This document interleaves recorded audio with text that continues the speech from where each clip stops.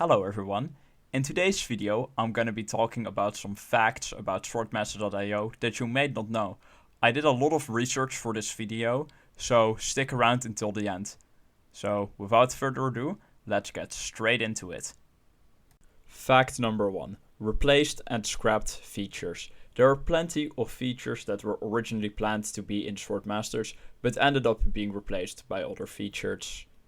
For example, there used to be plans for a Pirate Wars mode, as shown by the footage on screen.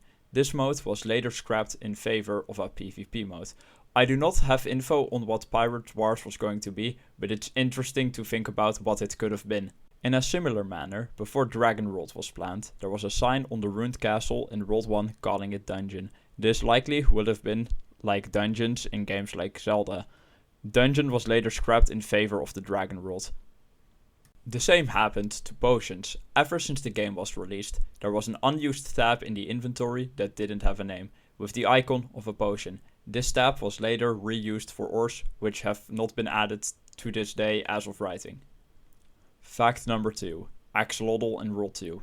There's a blue axolotl in World 2 that kinda just started appearing one day. We do not know why it's there, or how it got there. It doesn't appear when the game is opened in engine, according to the developer, so how this creature got there remains a mystery. Fact number 3. Lava rocks dropping the wrong item. Up until version 1.12, lava rocks could drop the Ember Raft shield. To our knowledge, this was discovered by Morning Bouquet, also known as Crystal or Coffee Mug. She discovered this while she was attempting a Netherworld speedrun. The Ember Raft shield is from Desertland, the world before, and was only supposed to drop from the mummies. Fact number 4. Items that had their statistics changed. Over the course of the game's lifespan, a lot of items had their statistics changed.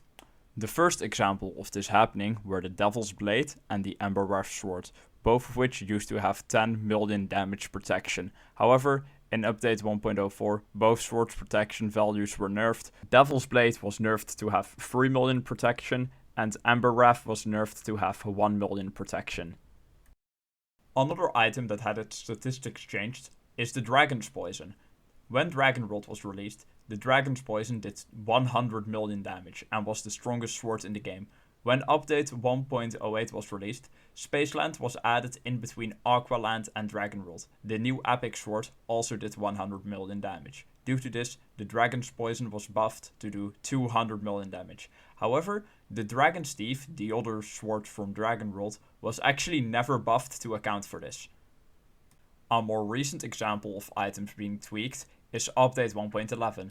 Update 1.11 added 3 new swords, the Netherite Blade, the Death Scythe and the Dragon's Devil. Upon release, these items dealt 1 billion, 3 billion and 10 billion damage respectively. Shortly after the update launched, these items were nerfed to deal 500 million, 1 billion and 3 billion damage, making them the biggest nerfs in the game's history.